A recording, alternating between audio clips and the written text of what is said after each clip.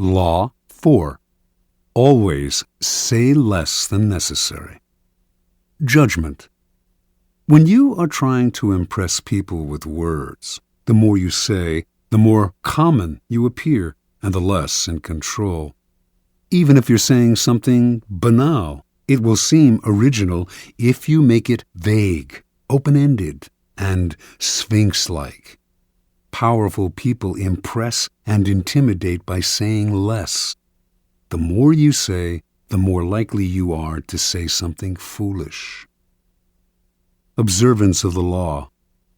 In the court of Louis XIV, nobles and ministers would spend days and nights debating issues of state. They would confer, argue, make and break alliances, and argue again until finally the critical moment arrived. Two of them would be chosen to represent the different sides to Louis himself, who would decide what should be done. After these persons were chosen, everyone would argue some more. How should the issues be phrased? What would appeal to Louis? What would annoy him? At what time of day should the representatives approach him, and in what part of the Versailles Palace? What expression should they have on their faces? Finally, after all this was settled, the fateful moment would finally arrive. The two men would approach Louis, always a delicate matter, and when they finally had his ear, they would talk about the issue at hand, spelling out the options in detail. Louis would listen in silence, a most enigmatic look on his face. Finally, when each had finished his presentation and had asked for the king's opinion, he would look at them both and say, "I shall see." Then he would walk away. The ministers and courtiers would never hear another word on this subject from the king. They would simply see the result weeks later, when he would come to a decision and act. He would never bother to consult them on the matter again. Interpretation. Louis XIV was a man of very few words. His most famous remark is, "L'État, c'est moi." The state is me. Nothing could be more pithy, yet more eloquent. His infamous, "I shall see," was one of several extremely short phrases that he would apply to all manner of requests. Louis was not always this way. As a young man, he was known for talking at length, delighting in his own eloquence. His later taciturnity was self-imposed, an act, a mask he used to keep everybody below him off balance. No one knew exactly where he stood or could predict his reactions. No one could try to deceive him by saying what they thought he wanted to hear, because no one knew what he wanted to hear.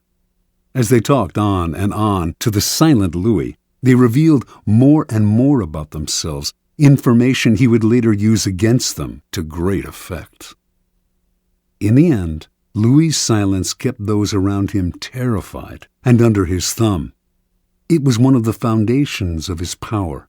As Saint-Simon wrote, no one knew as well as he how to sell his words, his smile, even his glances. Everything in him was valuable because he created differences, and his majesty was enhanced by the sparseness of his words. Keys to power.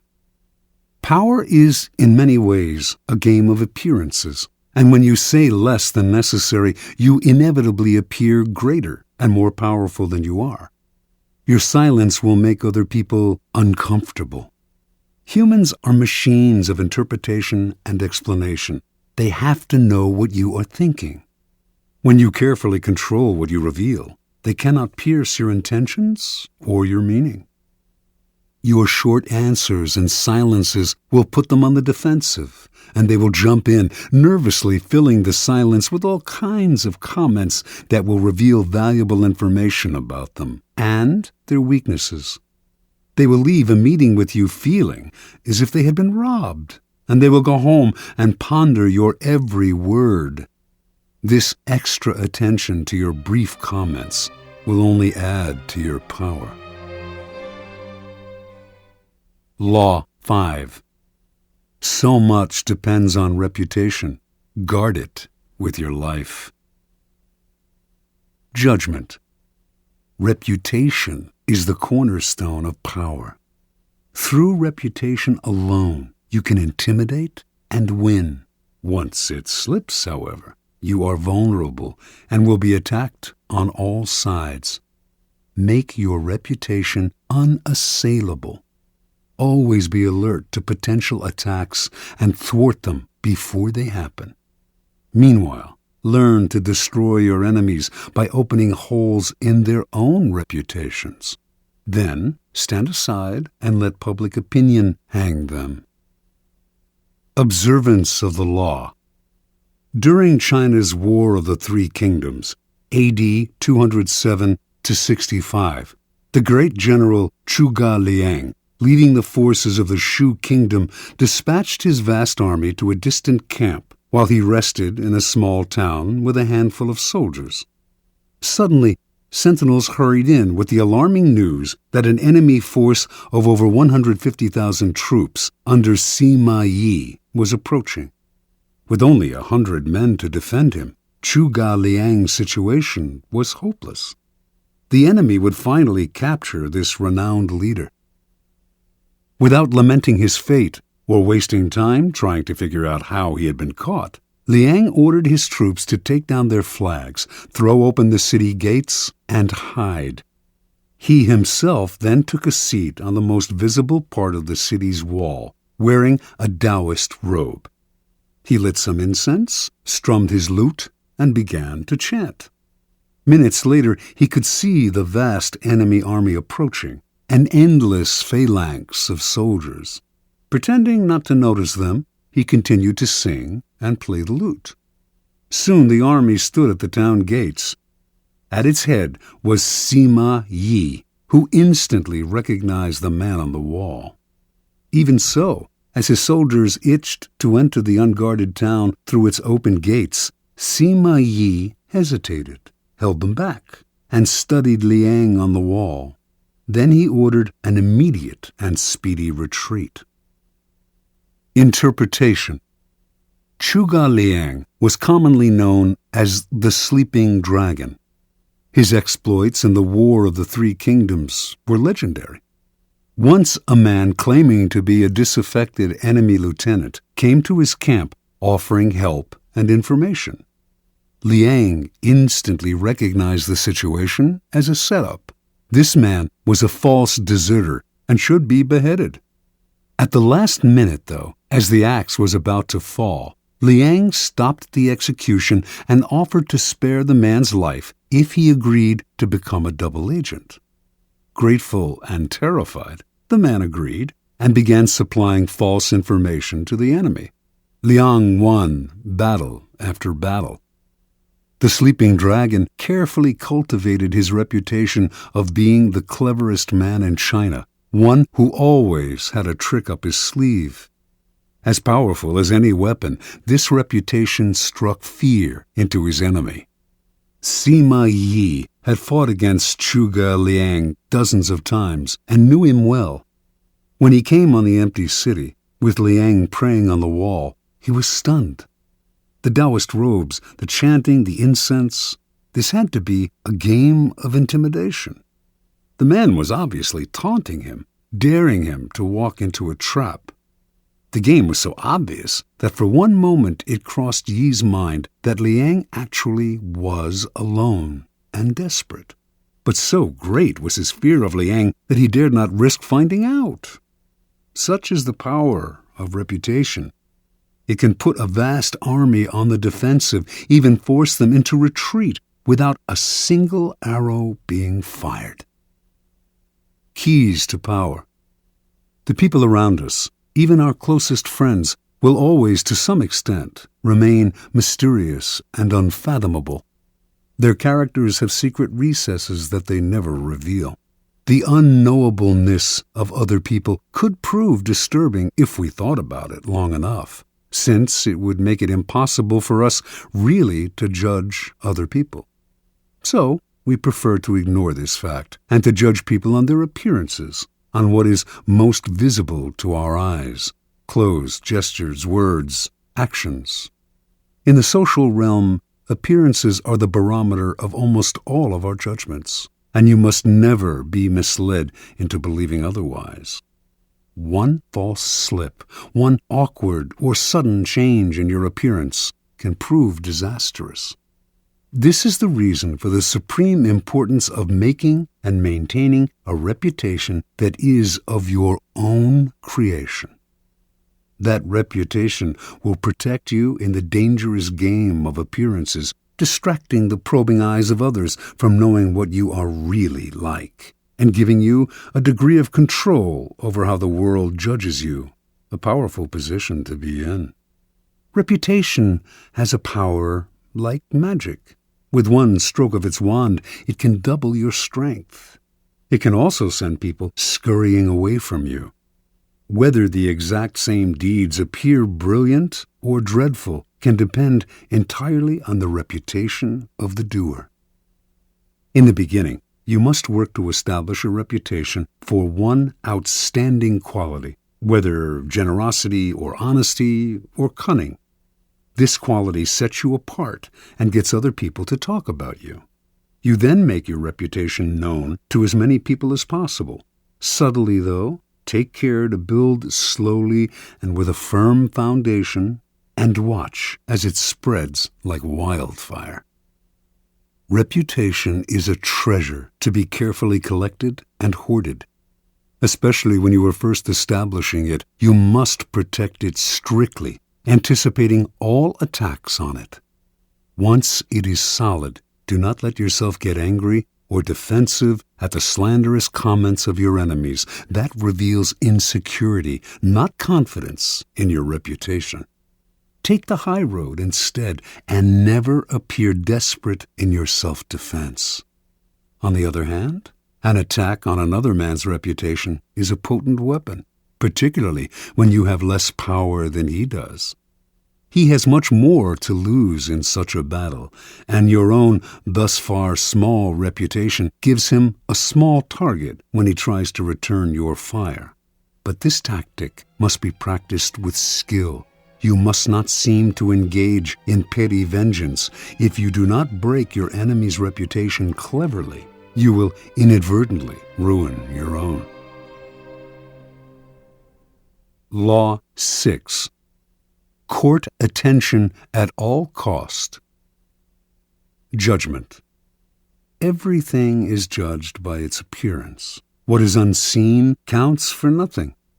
Never let yourself get lost in the crowd then, or buried in oblivion. Stand out. Be conspicuous at all cost. Make yourself a magnet of attention by appearing larger, more colorful, more mysterious than the bland and timid masses. Part 1. Surround your name with the sensational and scandalous.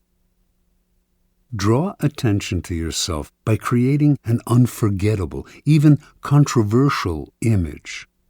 Court scandal. Do anything to make yourself seem larger than life and shine more brightly than those around you.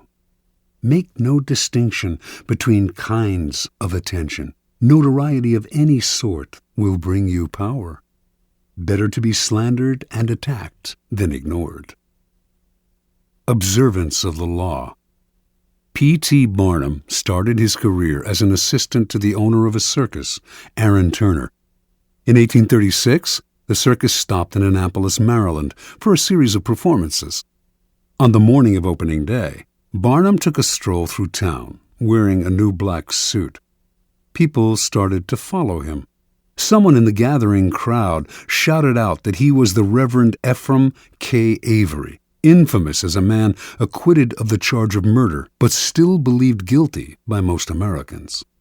The angry mob tore off Barnum's suit and was ready to lynch him. After desperate appeals, Barnum finally convinced them to follow him to the circus where he could verify his identity. Once there, old Turner confirmed that this was all a practical joke. He himself had spread the rumor that Barnum was Avery. The crowd dispersed, but Barnum, who had nearly been killed, was not amused. He wanted to know what could have induced his boss to play such a trick. "My dear Mr. Barnum," Turner replied, It was all for our good. Remember, all we need to ensure success is notoriety. And indeed, everyone in town was talking about the joke, and the circus was packed that night, and every night it stayed in Annapolis. Barnum had learned a lesson he would never forget. Barnum's first big venture of his own was for the American Museum, a collection of curiosities located in New York. One day, a beggar approached Barnum in the street. Instead of giving him money, Barnum decided to employ him. Taking him back to the museum, he gave the man 5 bricks and told him to make a slow circuit of several blocks. At certain points, he was to lay down a brick on the sidewalk, always keeping 1 brick in hand. On the return journey, he was to replace each brick on the street with the one he held. Meanwhile, he was to remain serious of countenance and to answer no questions. Once back at the museum, he was to enter, walk around inside, then leave through the back door and make the same bricklaying circuit again. On the man's first walk through the streets, several hundred people watched his mysterious movements. By his 4th circuit, onlookers swarmed around him, debating what he was doing. Every time he entered the museum, he was followed by people who bought tickets to keep watching him. Many of them were distracted by the museum's collections and stayed inside. By the end of the first day, the brick man had drawn over 1,000 people into the museum. A few days later, the police ordered him to cease and desist from his walks. The crowds were blocking traffic. The bricklaying stopped, but thousands of New Yorkers had entered the museum, and many of those had become P.T. Barnum converts. Barnum would put a band of musicians on a balcony overlooking the street, beneath a huge banner proclaiming, "Free music for the millions." What generosity, New Yorkers thought, and they flocked to hear the free concerts. But Barnum took pains to hire the worst musicians he could find, and soon after the band struck up, people would hurry to buy tickets to the museum, where they would be out of earshot of the band's noise and of the booing of the crowd. Interpretation. Barnum understood the fundamental truth about attracting attention. Once people's eyes are on you, you have a special legitimacy. For Barnum, creating interest meant creating a crowd. As he later wrote, "Every crowd has a silver lining." At the beginning of your rise to the top, then, spend all your energy on attracting attention. Most important, the quality of the attention is irrelevant, no matter how badly his shows were reviewed or how slanderously personal were the attacks on his hoaxes. Barnum would never complain. If a newspaper critic reviled him particularly badly, in fact, he made sure to invite the man to an opening and to give him the best seat in the house. He would even write anonymous attacks on his own work, just to keep his name in the papers. From Barnum's vantage, attention, whether negative or positive, was the main ingredient of his success. The worst fate in the world for a man who yearns fame, glory, and of course power is to be ignored. Keys to power. Burning more brightly than those around you is a skill that no one is born with. You have to learn to attract attention as surely as the lodestone attracts iron. At the start of your career, you must attach your name and reputation to a quality, an image that sets you apart from other people. This image can be something like a characteristic style of dress or a personality quirk that amuses people and gets talked about. Once the image is established, you have an appearance, a place in the sky for your star. It is a common mistake to imagine that this peculiar appearance of yours should not be controversial, that to be attacked is somehow bad. Nothing could be further from the truth. To avoid being a flash in the pan and having your notoriety eclipsed by another, you must not discriminate between different types of attention. In the end, every kind will work in your favor. Once in the limelight, you must constantly renew it by adapting and varying your method of courting attention. If you don't, the public will grow tired, will take you for granted and will move on to a newer star. The game requires constant vigilance and creativity. Part 2. Create an air of mystery. In a world growing increasingly banal and familiar, what seems enigmatic instantly draws attention. Never make it too clear what you are doing or about to do. Do not show all your cards. An air of mystery heightens your presence. It also creates anticipation. Everyone will be watching you to see what happens next. Use mystery to beguile, seduce, even frighten. Observance of the law.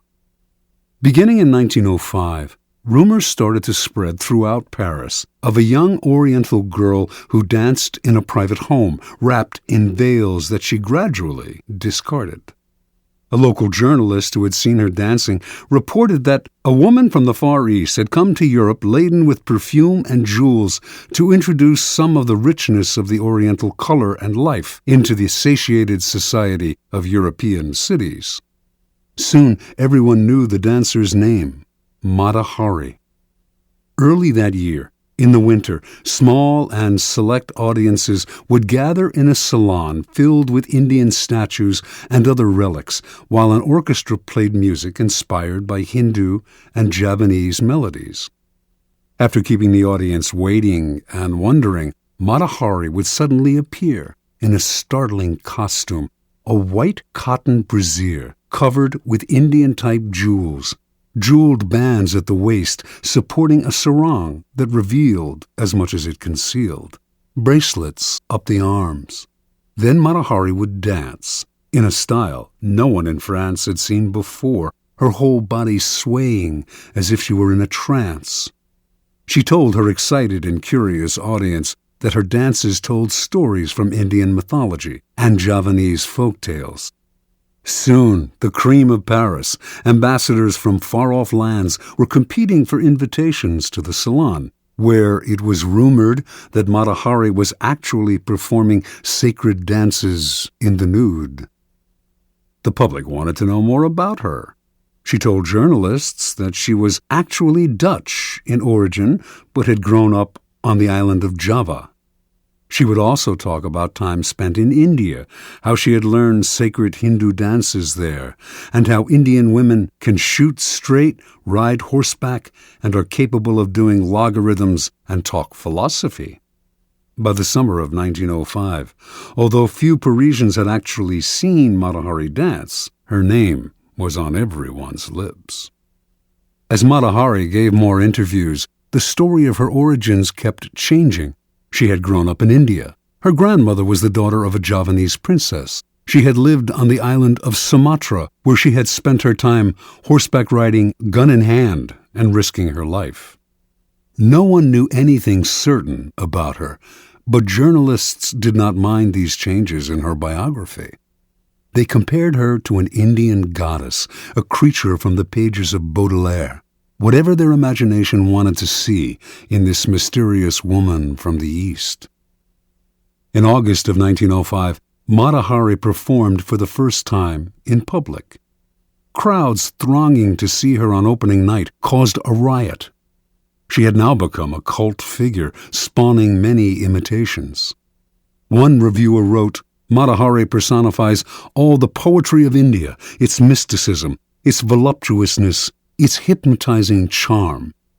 Another noted, "If India possesses such unexpected treasures, then all Frenchmen will emigrate to the shores of the Ganges."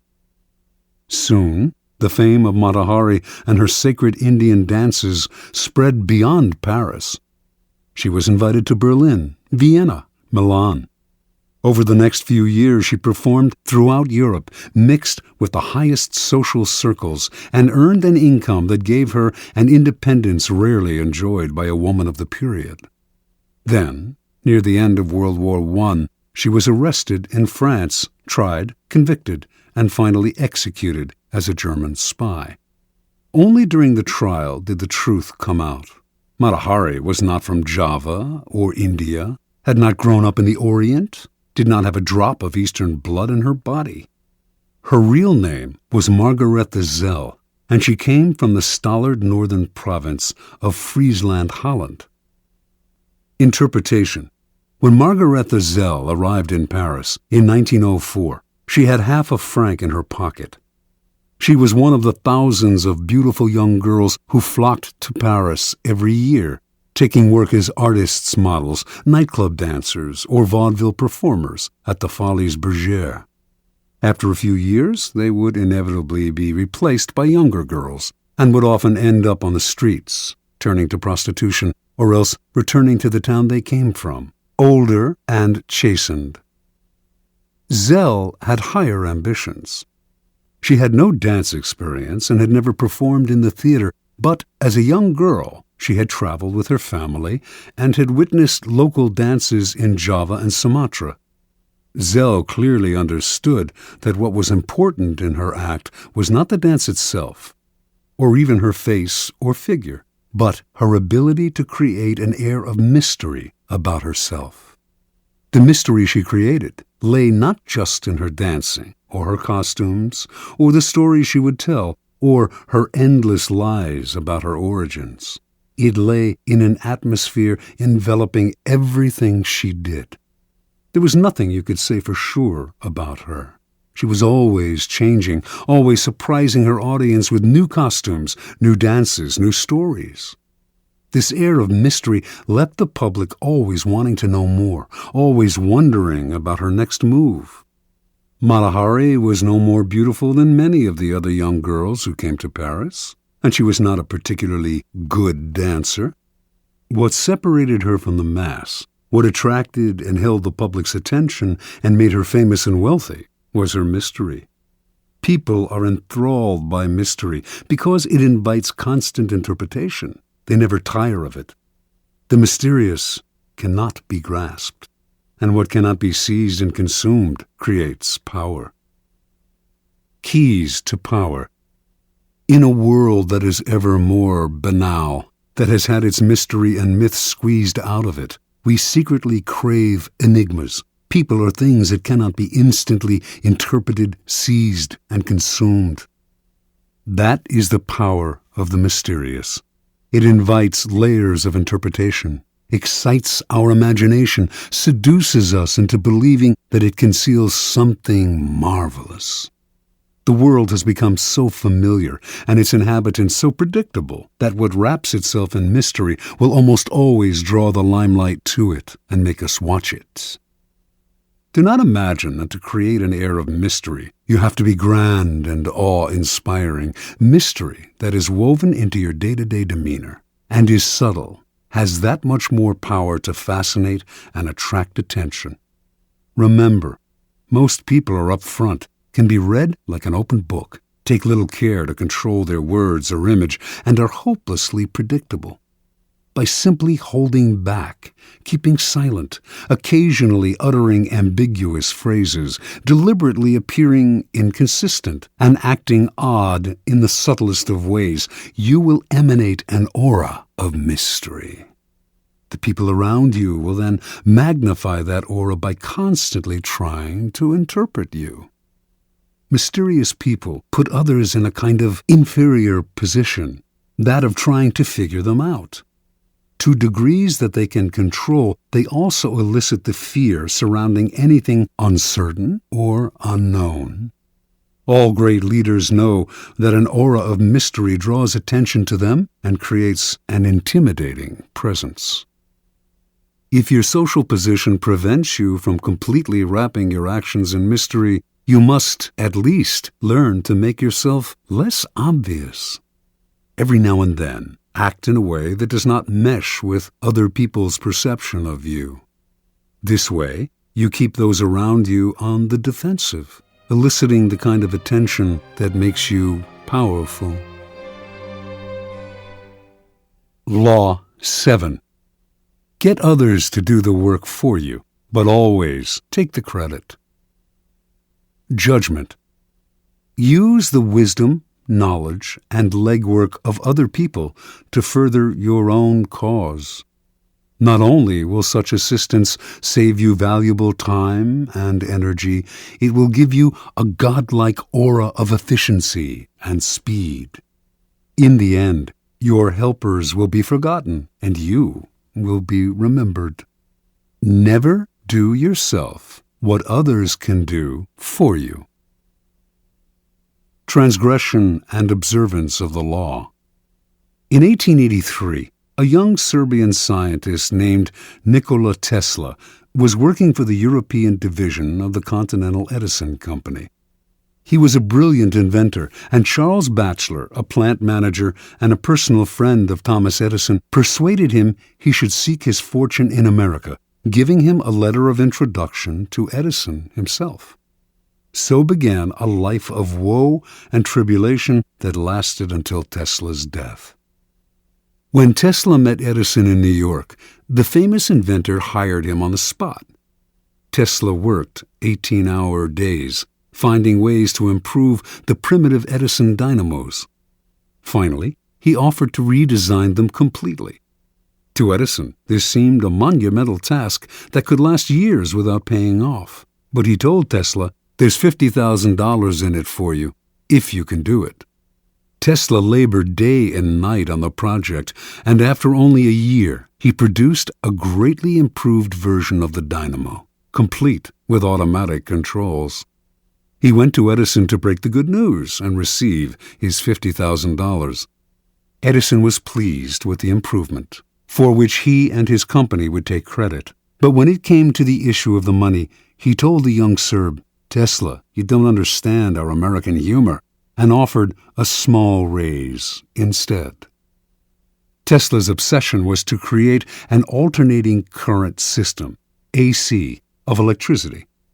Edison believed in the direct current system, DC, and not only refused to support Tesla's research, but later did all he could to sabotage him. Tesla turned to the great Pittsburgh magnate George Westinghouse, who had started his own electricity company. Westinghouse completely funded Tesla's research and offered him a generous royalty agreement on future profits. The AC system Tesla developed is still the standard today, but after patents were filed in his name, other scientists came forward to take credit for the invention, claiming that they had laid the groundwork for him. His name was lost in the shuffle, and the public came to associate the invention with Westinghouse himself. A year later, Westinghouse was caught in a takeover bid from J. Pierpont Morgan, who made him rescind the generous royalty contract he had signed with Tesla. Westinghouse explained to the scientist that his company would not survive if it had to pay him his full royalties. He persuaded Tesla to accept a buyout of his patents for $216,000. A large sum, no doubt, but far less than the $12 million they were worth at the time. The financiers had divested Tesla of the riches, the patents, and essentially the credit for the greatest invention of his career. The name of Guglielmo Marconi is forever linked with the invention of radio. But few know that in producing his invention, he broadcast a signal across the English Channel in 1899. Marconi made use of a patent Tesla had filed in 1897, and that his work depended on Tesla's research. Once again, Tesla received no money and no credit. Tesla invented an induction motor as well as the AC power system, and he is the real father of radio. Yet, none of these discoveries bear his name. As an old man, he lived in poverty. In 1917, during his later impoverished years, Tesla was told he was to receive the Edison Medal of the American Institute of Electrical Engineers. He turned the medal down. "You propose," he said, "to honor me with a medal which I could pin upon my coat and strut for a vain hour before the members of your institute. You would decorate my body and continue to let starve for failure to supply recognition my mind and its creative products, which have supplied the foundation upon which the major portion of your institute exists." Interpretation. Many harbor the illusion that science, dealing with facts as it does, is beyond the petty rivalries that trouble the rest of the world. Nikola Tesla was one of those. He believed science had nothing to do with politics and claimed not to care for fame and riches. As he grew older, though, this ruined his scientific work. Not associated with any particular discovery, he could attract no investors to his many ideas. While he pondered great inventions for the future, others stole the patents he had already developed and got the glory for themselves. He wanted to do everything on his own, but merely exhausted and impoverished himself in the process. Edison was Tesla's polar opposite. He wasn't actually much of a scientific thinker or inventor. He once said that he had no need to be a mathematician because he could always hire one. That was Edison's main method. He was really a businessman and publicist, spotting the trends and the opportunities that were out there, then hiring the best in the field to do the work for him. If he had to, he would steal from his competitors. Yet his name is much better known than Tesla's and is associated with more inventions. The lesson is twofold. First, the credit for an invention or creation is as important, if not more important, than the invention itself. You must secure the credit for yourself and keep others from stealing it away or from piggybacking on your hard work. To accomplish this, you must always be vigilant and ruthless, keeping your creation quiet until you can be sure there are no vultures circling overhead. Second, learn to take advantage of other people's work to further your own cause. Time is precious and life is short. If you try to do it all on your own, you run yourself ragged, waste energy, and burn yourself out. It is far better to conserve your forces, pounce on the work others have done, and find a way to make it your own. Keys to power. This is the essence of the law. Learn to get others to do the work for you while you take the credit and you appear to be of godlike strength and power. If you think it important to do all the work yourself, you will never get far, and you will suffer the fate of the Teslas of the world. Find people with the skills and creativity you lack. Either hire them while putting your own name on top of theirs, or find a way to take their work and make it your own. Their creativity thus becomes yours, and you seem a genius to the world. Law 8. Make other people come to you. Use bait if necessary. Judgment. When you force the other person to act, you are the one in control. It is always better to make your opponent come to you, abandoning his own plans in the process. Lure him with fabulous gains, then attack. You hold the cards. Observance of the law. At the Congress of Vienna in 1814, the major powers of Europe gathered to carve up the remains of Napoleon's fallen empire. The city was full of gaiety, and the balls were the most splendid in memory. Hovering over the proceedings, however, was the shadow of Napoleon himself. Instead of being executed or exiled far away, he had been sent to the island of Elba, not far from the coast of Italy. Even imprisoned on an island, a man as bold and creative as Napoleon Bonaparte made everyone nervous. The Austrians plotted to kill him on Elba, but decided it was too risky. Alexander I, Russia's temperamental czar, heightened the anxiety by throwing a fit during the Congress when a part of Poland was denied him. "Beware, I shall loose the monster," he threatened. Everyone knew he meant Napoleon. Of all the statesmen gathered in Vienna, only Talleyrand, Napoleon's former foreign minister, seemed calm and unconcerned. It was as if he knew something the others did not. Meanwhile, on the island of Elba, Napoleon's life was a mockery of his previous glory. As Elba's king, he had been allowed to form a court. There was a cook, a wardrobe mistress, an official pianist, and a handful of courtiers. All this was designed to humiliate Napoleon, and it seemed to work. That winter, however, there occurred a series of events so strange and dramatic they might have been scripted in a play. Elba was surrounded by British ships, their cannons covering all possible exit points. Yet somehow, in broad daylight, on 26 February 1815, a ship with 900 men on board picked up Napoleon and put to sea. The English gave chase, but the ship got away. This almost impossible escape astonished the public throughout Europe and terrified the statesmen at the Congress of Vienna. Although it would have been safer to leave Europe, Napoleon not only chose to return to France, he raised the odds by marching on Paris with a tiny army in hopes of recapturing the throne. His strategy worked. People of all classes threw themselves at his feet. An army under Marshal Ney sped from Paris to arrest him, but when the soldiers saw their beloved former leader, they changed sides. Napoleon was declared emperor again. Volunteers swelled the ranks of his new army. Delirium swept the country. In Paris, crowds went wild. The king who had replaced Napoleon fled the country. For the next 100 days, Napoleon ruled France.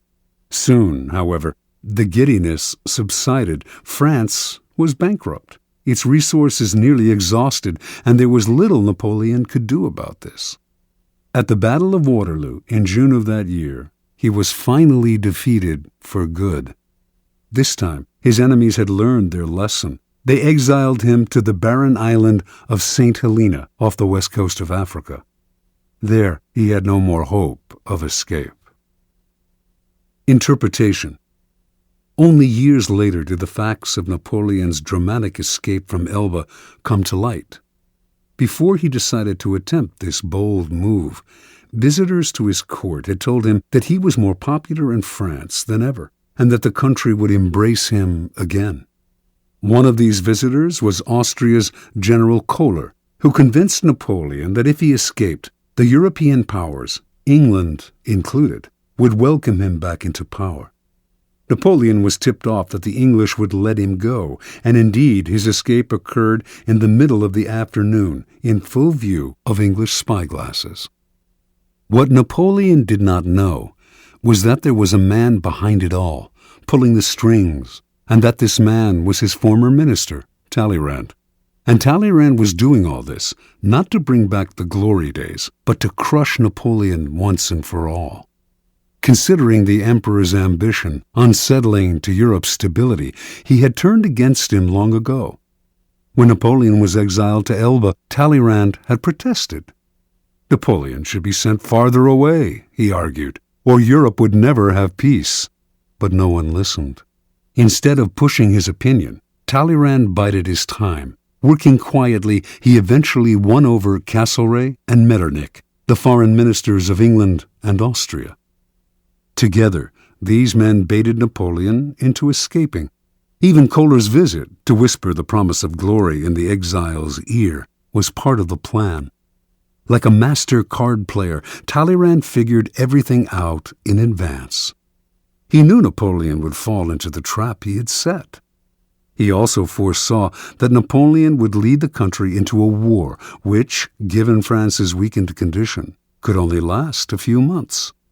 One diplomat in Vienna, who understood that Talleyrand was behind it all, said, "He has set the house ablaze in order to save it from the plague."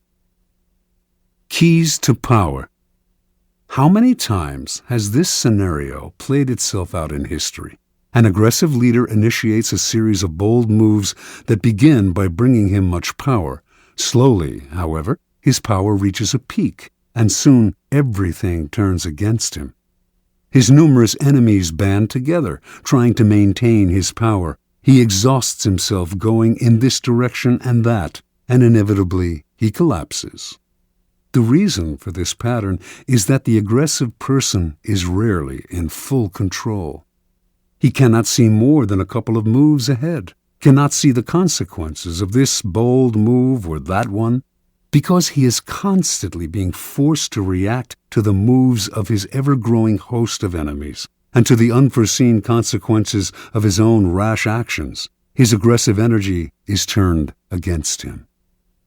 In the realm of power, you must ask yourself, what is the point of chasing here and there, trying to solve problems and defeat my enemies if I never feel in control? Why am I always having to react to events instead of directing them? The answer is simple. Your idea of power is wrong. You have mistaken aggressive action for effective action.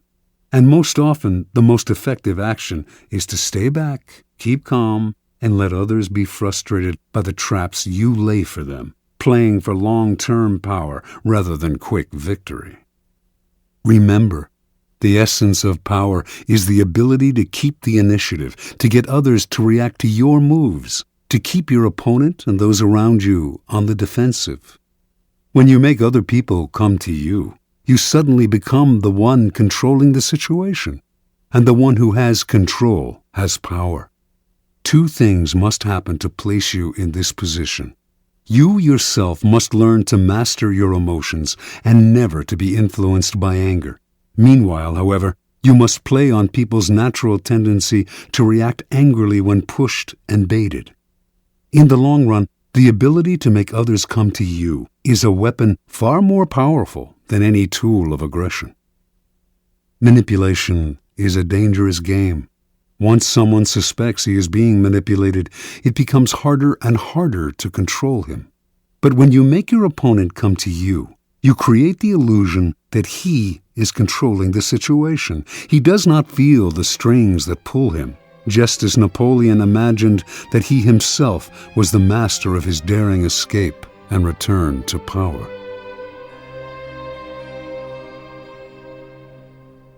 Law 9. Win through your actions, never through argument. Judgment. Any momentary triumph you think you have gained through argument is really a Pyrrhic victory.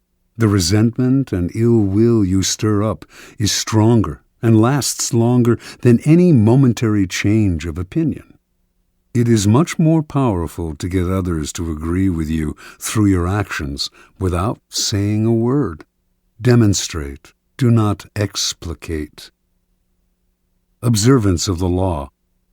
In 1502, in Florence, Italy, an enormous block of marble stood in the works department of the Church of Santa Maria del Fiore.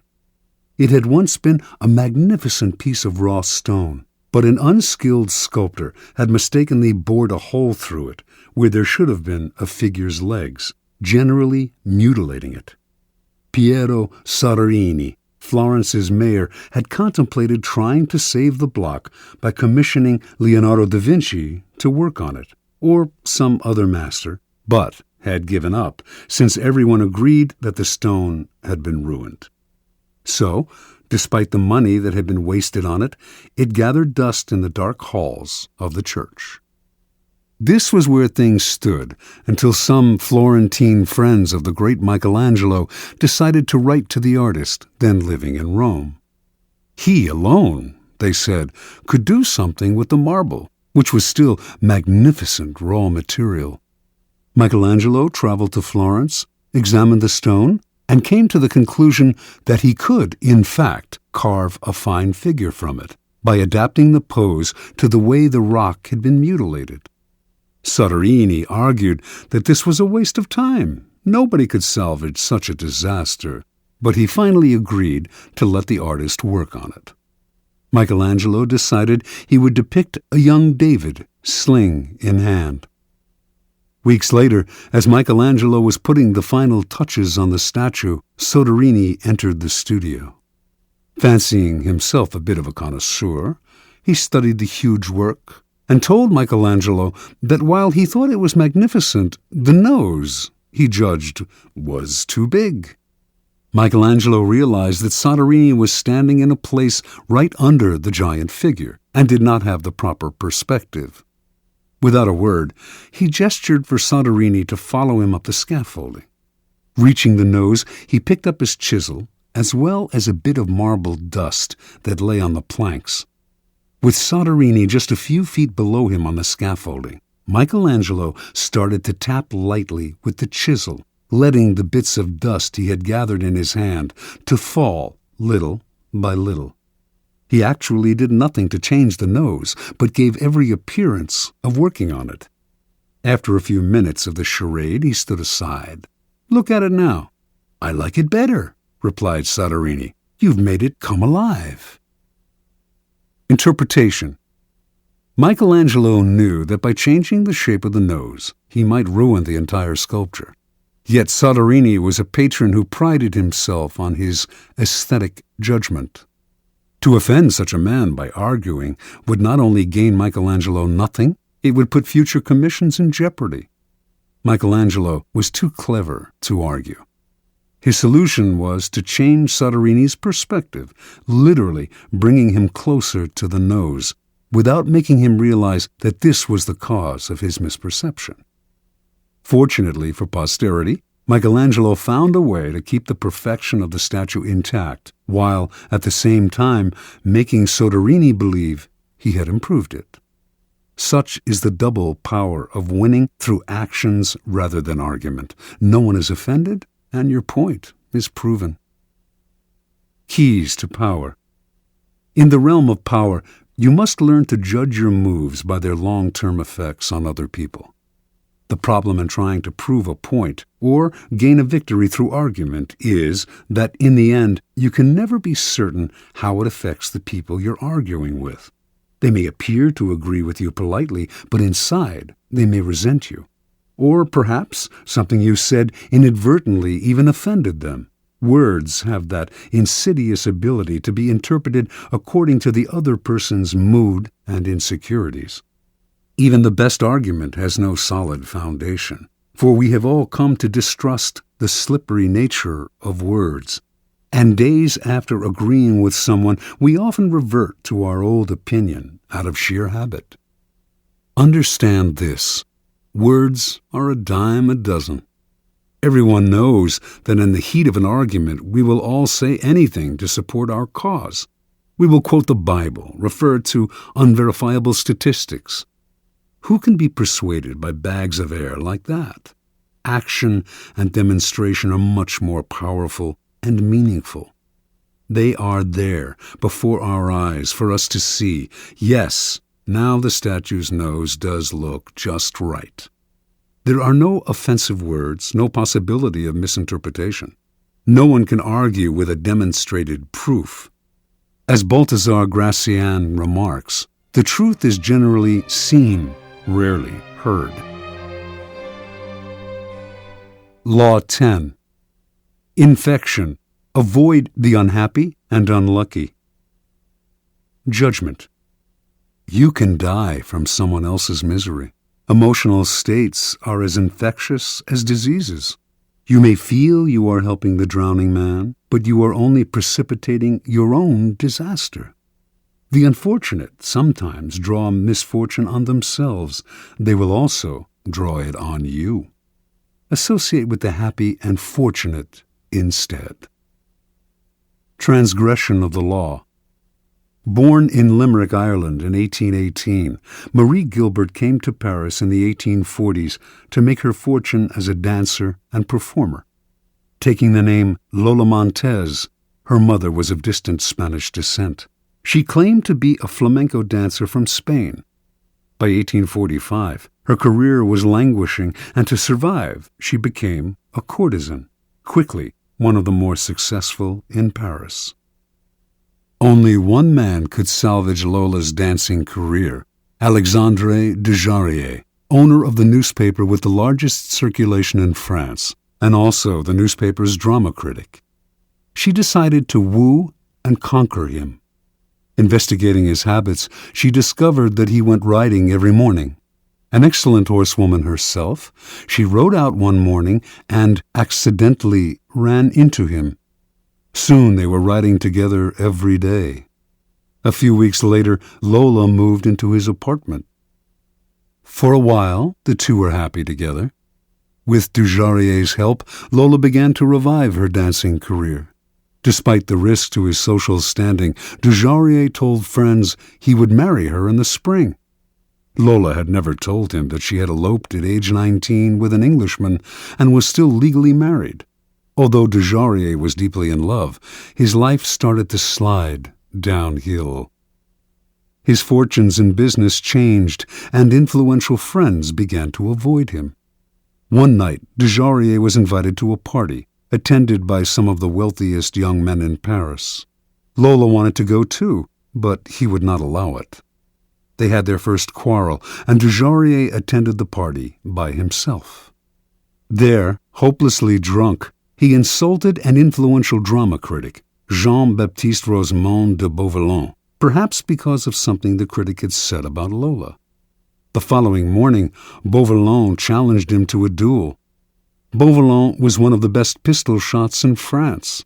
Dujarrier tried to apologize, but the duel took place, and he was shot and killed. Thus ended the life of one of the most promising young men of Paris society. Devastated, Lola left Paris. In 1846, Lola Montez found herself in Munich, where she decided to woo and conquer King Ludwig of Bavaria. The best way to Ludwig, she discovered, was through his aide-de-camp, Count Otto von Rechberg, a man with a fondness for pretty girls. One day, when the Count was breakfasting at an outdoor cafe, Lola rode by on her horse, was accidentally thrown from the saddle, and landed at Rechberg's feet. The Count rushed to help her and was enchanted. He promised to introduce her to Ludwig.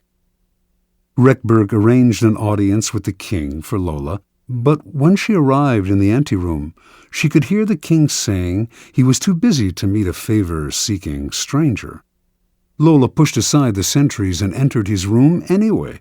In the process, the front of her dress somehow got torn, perhaps by her, perhaps by one of the sentries. And to the astonishment of all, most especially the king, her bare breasts were brazenly exposed. Lola was granted her audience with Ludwig. 55 hours later, she made her debut on the Bavarian stage. The reviews were terrible, but that did not stop Ludwig from arranging more performances. Ludwig was, in his own words, bewitched by Lola. He started to appear in public with her on his arm, and then he bought and furnished an apartment for her on one of Munich's most fashionable boulevards. Although he had been known as a miser and was not given to flights of fancy, he started to shower Lola with gifts and to write poetry for her. Now his favored mistress, she catapulted to fame and fortune overnight. Lola began to lose her sense of proportion. One day, when she was out riding, an elderly man rode ahead of her, a bit too slowly for her liking. Unable to pass him, she began to slash him with her riding crop. On another occasion, she took her dog, unleashed, out for a stroll. The dog attacked a passer-by, but instead of helping the man get the dog away, she whipped him with the leash. Incidents like this infuriated the stolid citizens of Bavaria, but Ludwig stood by Lola and even had her naturalized as a Bavarian citizen. The king's entourage tried to wake him to the dangers of the affair, but those who criticized Lola were summarily fired. While Bavarians who had loved their king now outwardly disrespected him, Lola was made a countess, had a new palace built for herself, and began to dabble in politics, advising Ludwig on policy. She was the most powerful force in the kingdom. Her influence in the king's cabinet continued to grow, and she treated the other ministers with disdain. As a result, riots broke out throughout the realm. A once peaceful land was virtually in the grip of civil war, and students everywhere were chanting, "Raus mit Lola!" By February of 1848, Ludwig was finally unable to withstand the pressure. With great sadness, he ordered Lola to leave Bavaria immediately. She left, but not until she was paid off. For the next 5 weeks, the Bavarians' wrath was turned against their formerly beloved king. In March of that year, he was forced to abdicate. Lola Montez moved to England. More than anything, she needed respectability, and despite being married, she still had not arranged a divorce from the Englishman she had wed years before. She set her sights on George Trafford Heald, a promising young army officer who was the son of an influential barrister. Although he was 10 years younger than Lola and could have chosen a wife among the prettiest and wealthiest young girls of English society, Heald fell under her spell. They were married in 1849. Soon, arrested on the charge of bigamy, she skipped bail, and she and Heald made their way to Spain. They quarreled horribly, and on one occasion Lola slashed him with a knife. Finally, she drove him away. Returning to England, he found he had lost his position in the army. Ostracized from English society, he moved to Portugal, where he lived in poverty. After a few months, his short life ended in a boating accident. A few years later, the man who published Lola Montez's autobiography went bankrupt. In 1853, Lola moved to California, where she met and married a man named Pat Hull. Their relationship was as stormy as all the others, and she left Hull for another man. He took to drink and fell into a deep depression that lasted until he died 4 years later, still a relatively young man. At the age of 41, Lola gave away her clothes and finery and turned to God. She toured America lecturing on religious topics, dressed in white and wearing a halo-like white headgear. She died 2 years later, in 1861. Interpretation. Lola Montez attracted men with her wiles, but her power over them went beyond the sexual. It was through the force of her character that she kept her lovers enthralled. Men were sucked into the maelstrom she churned up around her. They felt confused, upset, but the strength of the emotions she stirred also made them feel more alive. As is often the case with infection, the problems would only arise over time. Lola's inherent instability would begin to get under her lover's skin. They would find themselves drawn into her problems, but their emotional attachment to her would make them want to help her. This was the crucial point of the disease, for Lola Montez could not be helped. Her problems were too deep. Once the lover identified with them, he was lost. He would find himself embroiled in quarrels. The infection would spread to his family and friends, or, in the case of Ludwig, to an entire nation.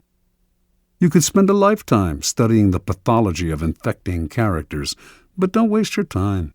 Just learn the lesson. When you suspect you are in the presence of an infector, don't argue, don't try to help, don't pass the person on to your friends, or you will become enmeshed. Flee the infector's presence or suffer the consequences. Keys to power. Those misfortunates among us who have been brought down by circumstances beyond their control deserve all the help and sympathy we can give them.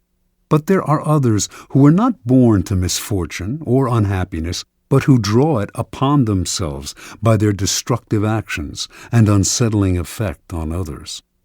It would be a great thing if we could raise them up, change their patterns, but more often than not, it is their patterns that end up getting inside and changing us. The incurably unhappy and unstable have a particularly strong infecting power because their characters and emotions are so intense. They often present themselves as victims, making it difficult, at first, to see their miseries as self-inflicted. Before you realize the real nature of their problems, you have been infected by them. Understand this. In the game of power, the people you associate with are critical. The risk of associating with infectors is that you will waste valuable time and energy trying to free yourself. Through a kind of guilt by association, you will also suffer in the eyes of others. Never underestimate the dangers of infection. Law 11. Learn to keep people dependent on you. Judgment. To maintain your independence, you must always be needed and wanted. The more you are relied on, the more freedom you have. Make people depend on you for their happiness and prosperity, and you have nothing to fear. Never teach them enough so that they can do without you. Observance of the law. When Otto von Bismarck became a deputy in the Prussian Parliament in 1847, he was 32 years old and without an ally or friend. Looking around him, he decided that the side to ally himself with was not the Parliament's liberals or conservatives, not any particular minister, and certainly not the people. It was with the king, Frederick William IV. This was an odd choice, to say the least, for Frederick was at a low point of his power. A weak, indecisive man, he consistently gave in to the liberals in Parliament. In fact, he was spineless and stood for much that Bismarck disliked personally and politically. Yet, Bismarck courted Frederick night and day.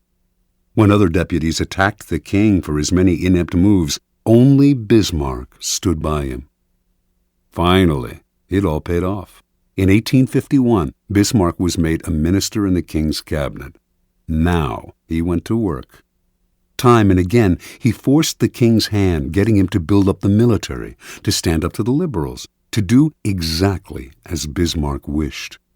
He worked on Frederick's insecurity about his manliness, challenging him to be firm and to rule with pride. And he slowly restored the king's powers until the monarchy was once again the most powerful force in Prussia. When Frederick died in 1861, his brother William assumed the throne. William disliked Bismarck intensely and had no intention of keeping him around. But he also inherited the same situation his brother had, enemies galore who wanted to nibble his power away. He actually considered abdicating, feeling he lacked the strength to deal with this dangerous and precarious position. But Bismarck insinuated himself once again. He stood by the new king, gave him strength, and urged him into firm and decisive action. The king grew dependent on Bismarck's strong-arm tactics to keep his enemies at bay, and despite his antipathy toward the man, he soon made him his prime minister. The two quarreled often over policy. Bismarck was much more conservative, but the king understood his own dependency. Whenever the prime minister threatened to resign, the king gave in to him, time after time. It was, in fact, Bismarck who set state policy. Years later, Bismarck's actions as Prussia's prime minister led the various German states to be united into one country. Now, Bismarck finagled the king into letting himself be crowned Emperor of Germany. Yet it was really Bismarck who had reached the heights of power. As right-hand man to the emperor and as imperial chancellor and knighted prince, he pulled all the levers. Interpretation. Most young and ambitious politicians looking out on the political landscape of 1840s Germany would have tried to build a power base among those with the most power. Bismarck saw different. Joining forces with the powerful can be foolish. They will swallow you up. No one will come to depend on you if they are already strong.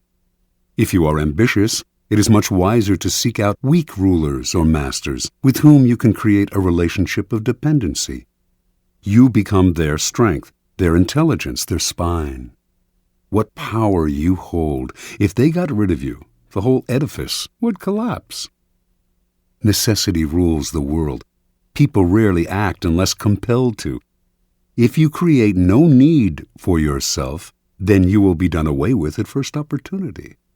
If, on the other hand, you understand the laws of power and make others depend on you for their welfare, if you can counteract their weakness with your own iron and blood, in Bismarck's phrase, then you will survive your masters as Bismarck did.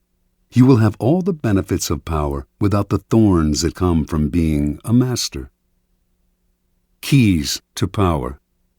The ultimate power is the power to get people to do as you wish. When you can do this without having to force people or hurt them, when they willingly grant you what you desire, then your power is untouchable. The best way to achieve this position is to create a relationship of dependence. The master requires your services. He is weak or unable to function without you.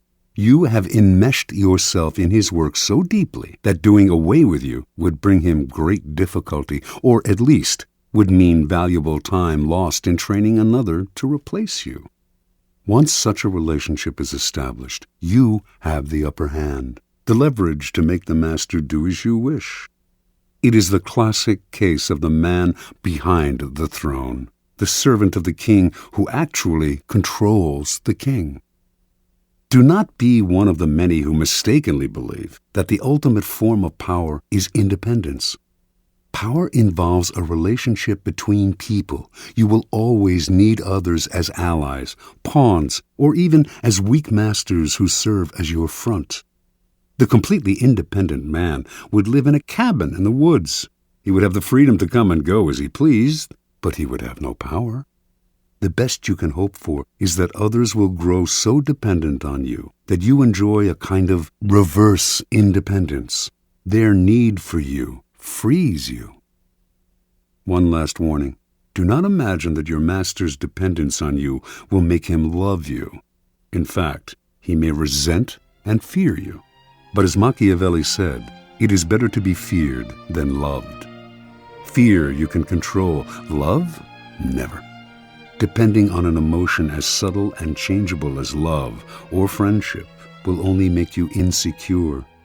Better to have others depend on you out of fear of the consequences of losing you than out of love of your company.